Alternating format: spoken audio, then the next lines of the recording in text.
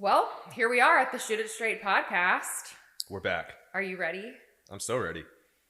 I don't think Squat's ready. Squat, what are you playing with down there, buddy? Oh man. Oh. Come here, buddy. Somebody's getting a little brave with being, in the podcast studio. Yes. All right. Hopefully that's all right.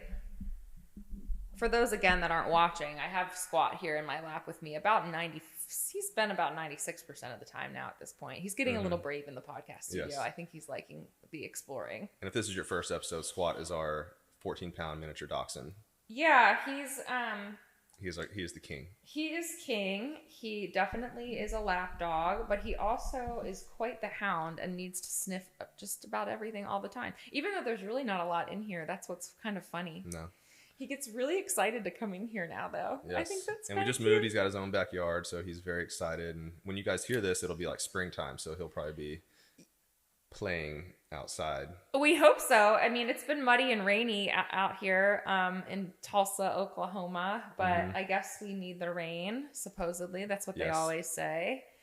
Yeah, it's in some country songs too. Like Uncle Joe in Oklahoma needs the rain. I am here for the rain. I love rainy days. I love like the Portland, Oregon vibes. But when it's winter and really cold, I'm sure we're all ready to get out on the golf course. Are we? Yeah, because then we can't play golf. We get these nice days every once in a while, but it's about to be ready for springtime and get into golf. So springtime is here. I feel like golf season is upon us. Obviously, golf is 24/7 year round, really. That's right. If you were to look at it from like ESPN's point of view or whatever.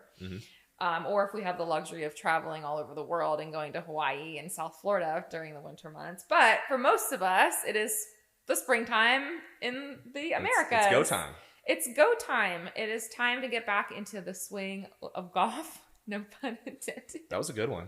That was good. I didn't mean to say that. You might have a career in this. And in the spirit of golf fitnessing, it's important to talk about how we can train and play golf at the same time. And I think a common question that comes up, again, and this is not always just for the sport of golf that we're talking about some of this stuff. I think it's important to highlight that we're talking about golf fitness, but also like if you're fitnessing for your other sport of choice or whatever, like how best to balance your training. Some might call this like if you're a hybrid athlete or whatever, if you like lifting, but you also like to go out for long ruck runs or hiking or whatever your sport is, bowling, I don't know. But how best to balance your golf training, golf specific training, like basically in season versus off season and what that looks like. Right. And it's just a great time to change it up. So, yes. So a lot of people now are getting, out of the off season and we are entering the in season. So in the off season was your chance to, and you can still make gains, but it was your chance to really like kind of build up a lot of strength, build up your endurance, increase your capacity, take your volume up in the gym. That'd be like, days in the gym, how long your workouts are, how many repetitions of something you're doing. And like kind of taking your workouts to a little bit more fatigue, like getting more exhausted, because that's probably what you were doing more of, as opposed to now, if you're a serious golfer, you want to be playing more golf, right? So it's what we do. And it's how you get better. You get out there and play. It's a game we play and we get better. So a few differences here. Like, now that we're getting into the in season, you want to figure out how many days a week that you're actually going to play golf and versus how many you're going to be in the gym. And that would be how you determine your programming. Now, what's interesting and what a lot of people think is, one thing we want to think about is you don't want to be too sore when you're going out there and playing golf. Like if you're sore, if you have a stiff neck or whatever it is that you've done, if you can barely touch your legs because you did a crazy bodybuilder leg day and like you're leg pressing and lunging and this and that, and like you can't even touch your legs, you're going to have a rough day out there. You're probably not going to shoot your best round. Maybe you are, but probably not. Probably not. It's going to hurt. So we've worked really hard in the off season. We've got all these gains. We have speed. We have power. We have strength. We have more mobility. We've crushed it. Now it's the season. We want to play more golf, but we don't want to lose all of those gains that we just put in. So what we want to do is when we get to the gym, we still want to do a lot of the things that we were doing in the off season. We still want to strain for mobility. We still want to try to get stronger. We still want power.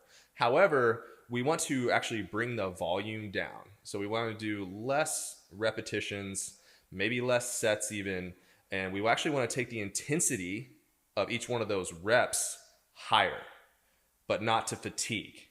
right? So we still want to go into the gym. If you were squatting in your off season, you still want to squat in season. Instead of doing, for example, like 4 sets of 8 repetitions, and now you're going to be doing like 3 sets of 3 repetitions with heavier weight. Now, people are probably going to like, oh, that guy's crazy, right? Like heavier weight, but you're not doing it for as many reps, and you're not going to be taking it close to failure. You're just going to be, it's very high intensity, but it's going to be much less fatiguing. So the actual volume, like what is it? Reps times sets times weight is less, right, in off season, right? Mathematically. In season. In the in season. Yeah, right. Yeah. Sorry. Right. Yes. Okay, yes. Cool. Got it. So that way, and you're thinking about it this way, is like, we're naturally going to have like plateaus in fitness. I've been doing this for 22 years. If I was going up the entire time, I'd be deadlifting like 5 million pounds. Right. Cool. Sign me up. Right. It'd be great, but I'm not. So we're going to have these natural ebbs and flows. You're going to go up, you're going to plateau, up and plateau. So like the in season, right? Like we've done our work in the off season. We want to keep those gains, right? So yeah, you're going to not take your things to the very end, but yeah, you're just going to bring all the volume down, but it's still going to be intense. You're actually going to lift heavier. Yeah. But you're not doing it for, like, you can't do, like, say if I could back squat for 8 times, say if I could do 275, right? I can do a lot more for 3. So that's what I want to do, because that's going to help me keep my strength. I'm not going to my strength's not going to skyrocket, but I'm going to keep it. And then at the end of the workout, you're going to be surprised, and your workout's not going to be as long.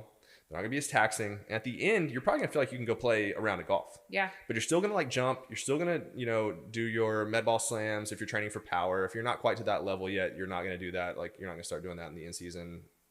Maybe you will. All depends on, your fitness level. But, you're going to keep doing a lot of things you were doing in the off season, just a little differently. Are you seeing these guys like Justin Thomas and Scotty out there doing a lift right before a round of golf? They're in the gym doing the stuff that they do. Yeah. John Rahm, they posted him the other day, and it was the day before the tournament or something, and he was doing some heavy deadlifts and some heavy front squats, and they looked pretty good.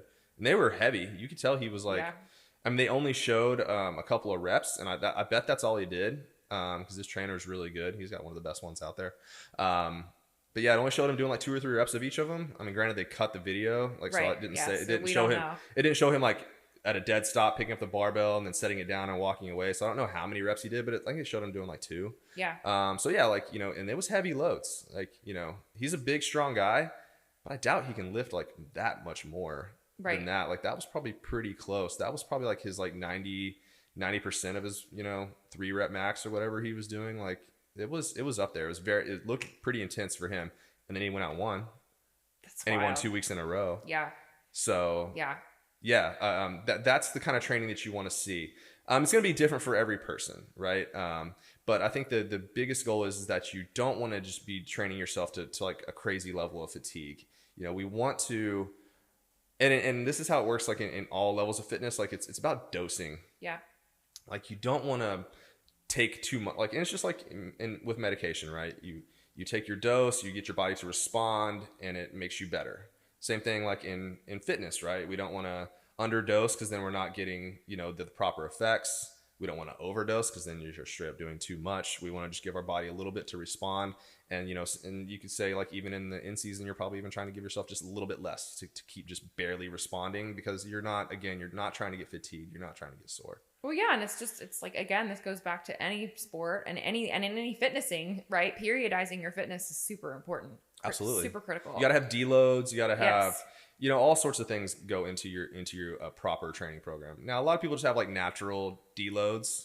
I don't think everyone needs a really prescribed deload, because you're probably just going to take a week off and go travel and walk around and stuff like that. And it's probably going to be your deload week, and you can come back and kind of, a lot of people talk about a deload is changing the oil in your car, kind of just cleaning yourself up a little bit. But that's, a lot of people are going to take some natural breaks anyways. Yeah. And again, this is where you're speaking general population. Maybe your deload is your family vacation that's happening once every quarter, or whatever you bachelorette party, whatever it is. Right. And then, for someone there are the serious athletes out there that are strict with their training 365. They need it. Yeah, they need to take 100%. The time off. that's actually what's probably the harder thing for those types of personalities, to get away from the gym and understand that you're actually reaping a ton of benefits by stepping outside of the gym. And not even just physically. Sometimes we've all been like in that mental funk where like a couple of weeks of working out, you're just like, I feel like hot shit every time I go to the gym. I'm not into it. Right. Sometimes taking a moment away is like the best possible thing, because then you're finally like craving it again. Your body's like really wanting to get back into the gym, and you actually feel a million times better. Right. You sometimes can even like PR lift or see the gains happen, because taking time off is actually also when your body's recovering and actually getting stronger. Yeah, not like, when you're actually breaking it down in the gym. Right. And Ripito said that the best, right? He was like, you don't get big and strong from lifting weights, you get big and strong from recovering from lifting weights. We love that. I love that. Sleeping, yeah, just taking a rest day. Like, and me and you are both on our rest day right now, and it's like, I want to work out today. But you know, it's like, we've been doing this long enough that it's like, you've got to recover, you've got to rest, because just a lot of things can happen if you don't like pay attention to that. So that's important. So let's kind of talk through, maybe like give some real life examples of what 2 different weeks would look like, just depending on how much golf somebody is playing. So maybe like first would be the person that's probably golfing once every weekend. You know, the once a week golfer, I feel like, is pretty common. You've got the guys that all go out on Sunday together every week, and you know, they're working their 9 to 5. They've got their kid life, their family life. How are they fitting in golf training into their, you know, in-season training? What does that look like? One day a week, 2 days a week? I mean, so it depends on, you know, what their availability is, what they can commit to. I typically like to see 2 to 3 times a week. Once a week is just really not enough. You know, that's just not enough. You just need to work out a little more than that. I mean, maybe if you're struggling to get 2 days in, one workout and like walking or something, at least doing a good warm-up when you make time to go play. But yeah, I'd like to see 2 to 3 times a week.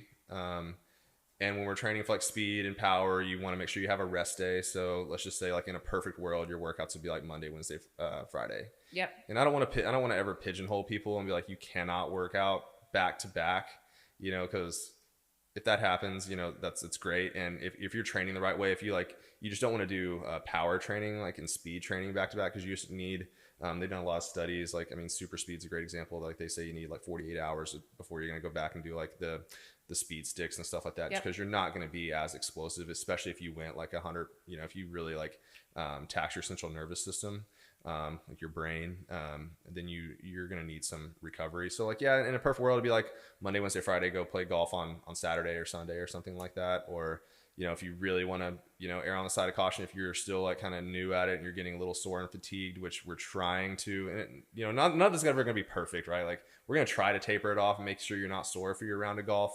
But if you're really concerned about that, maybe feel it out first and kind of give yourself a day off before you go play. Yeah. Especially if you're competitive.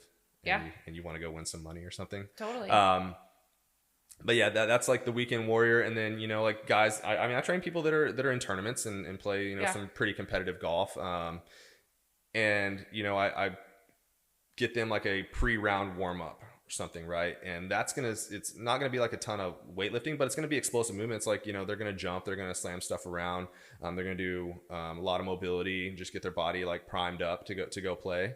And when I've noticed, like in my own game, when I do that, when I do like a good like range warm up, I do hit the ball a lot better. I do look silly out on the range, and I've had people like kind of give me weird looks, and then I've had people write me on Instagram. They're like, "There's no way you do that on the range," and like, this is a video of me doing it on the range. Yeah. What do you like?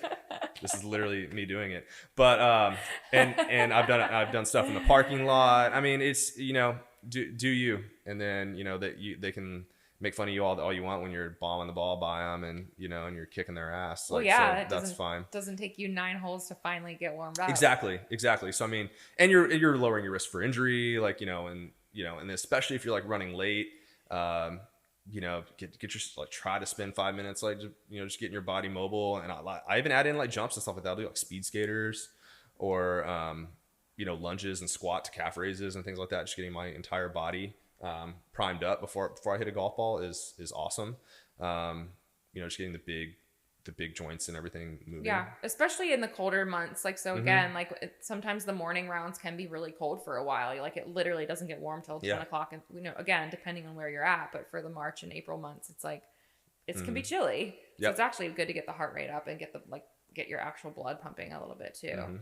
Yeah. And just like, when you think about it, right? Like if you're a weekend warrior and you play golf on the weekends once, or maybe you sneak out like during the week and get another round in, training like for golf and like training yourself in the gym is going to be the closest thing to like getting your body moving in a way that you're similar to the golf swing, that is going to be able to just keep your game sharp, right?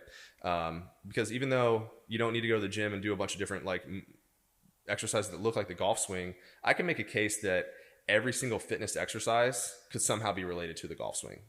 And I'll do just a couple for fun, right? So you grab your golf club. First thing you do is you hinge like a deadlift, right? We send our hips back, load up through the hamstrings and glutes, just like you would in a deadlift. Now, when you rotate back and take the club to the top, it's got to come back down. So we pull it down. So that's like a pull up or a pull down or something like that, right? In transition, we load and we squat down and we press into the ground like we would in a squat. So just take all those and then you push at the very end. It looks similar to like a push-up or something. And then you, as the club is going through impact, you actually pull it back, because we don't just throw the club when we're done hitting the ball, right? It doesn't just fly out of our hands and go. Sometimes if it's wet. Maybe. But you actually do you pull, it's your centripetal force, like you pull it around your body. The club is spinning around your body, so you pull it back like a single arm row, right? So if you go squat, you go deadlift, you go pull up, push ups, and rows, you're doing all those movements in a golf swing. So now you're technically getting in a form of golf practice. And I'm really stretching it here. This is a total stretch. But so getting into the gym is going to help you keep your game sharp, even though you're not swinging a golf club. Yeah. I'm probably gonna get roasted for that one, but that was a stretch. I'm here for it. No, I'm here. I mean, listen, I think a good takeaway from this episode and a lot of our future episodes, I'm sure, is that lifting weights and the ability to have the body awareness that lifting weights provides, the mobility that lifting weights provides, and the strength. Like, it is hard to lift weights, makes other things so much easier. It can translate to so many. We can talk about everyday things. We talk about when you're carrying your luggage or carrying your groceries. It's so cliche, but it's like there's no reason that it can't translate into golf as well, where it's like, oh yeah, well, my mobility and my strength and my stability, my stamina, my ability to just be on the golf course and stay and have better stamina for 3 to 4, 5 hours on the golf course. That alone is like a big win, and it can be a big challenge for people, like losing like the gas left in the tank and on the back half, right? So why not working out for a good hard 60-minute workout or whatever a few times a week to like give yourself that extra stamina and strength in your body's ability to like kind of withstand the game of golf. Yeah, it gives you muscle endurance and strength. It's going to help you. When you get towards the end of your round, especially if you're walking, maybe it's a hilly course, you're pushing your cart, you're carrying it on your back, or you're pushing your bag on a cart. But yeah, it's like, it's going to help you just as much in life, but yeah, on the golf course. Yeah. So, just everyday movements just really help. Well, that's awesome. I feel like we wrapped that one up pretty nicely in a nice little bow. Do you have anything else to add? Like, am I forgetting? So when this podcast is released, we will be launching our subscription-based model on for our programming. So it's going to be more of a community-based. I'm going to provide like daily insights into the training. So it's just going to be a little more involved. It's going to launch during in season, so we'll be doing some of the workouts like we've talked about. Some of the modalities that are being used in that will show its face in these programs. Yeah. Really excited about that, just because it is going to be something that we can all be involved in, see how each other does, a little bit of accountability, and just even more information to help you improve your game and crush this season. Yeah, I'm looking forward to that. I'm glad that you brought that up, because that's like totally a thing, and I think our community is going to love it. Standalone programs will still exist. Of course. For people that kind of want to do the one-offs, but for those that want a little accountability and to follow along with some other people that are training literally worldwide, all over the place, we have clients everywhere, which is really cool. It'll be cool to like follow along the program. Maybe I will be dabbling in. Maybe Squat will dabble in as well. To some golf fitness subscriptions. Well, and then Squat will not be an only child. Oh, well, yeah, we'll have to introduce his brother soon. And it's a puppy brother. It's not a human brother. So please don't. Oh yeah, thank you for clarifying. Yes, he's, some people do that. They dress their dog up like, I'm gonna be a big brother, and it's like the human. No. We're like, no, this is a fluffy, furry This is another baby. fuzzy worm brother. That is a dachshund. Yes. So anyway, well, thanks guys for listening. Hopefully you got something good out of this. As always, do reach out to us on the Instagrams. I am at Erika Elko, ErikaElko. We've got Cody Wescott Golf. And if you ever have any questions about anything fitness related, golf, shoot me a DM on Instagram, or feel free to email me at cody@codywescottgolf.com. Perfect. Talk to you soon. Thank you.